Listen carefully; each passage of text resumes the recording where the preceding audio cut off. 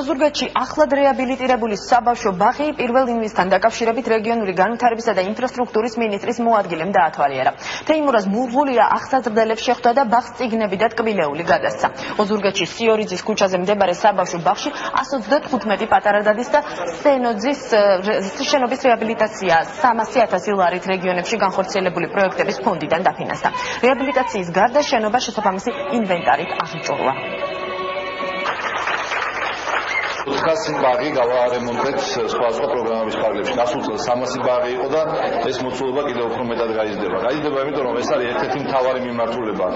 ჩვენ ვაგებთ გზებს, ვახდენთ წყალმომარაგებით უზრუნველყოფას, უზრუნველყოფთ ყარინარჩენების უტილიზაციას, მაგრამ ყველაზე მთავარი ამ ქვეყანაში, ყველაზე მნიშვნელოვანი, ყველაზე საინტერესო ხდება ბაღებში, ხდება საგანმანათლებლო დაწესებულებებში. აქ იზრდება ახალი თაობა. ჩვენ რასაც ვაკეთებთ ამ ადამიანების. ყველას მინდა მადლობა მოუხადო ასეთი გარემოს შექმნისთვის, იმიტომ რომ პატარებისთვის არის მნიშვნელოვანი.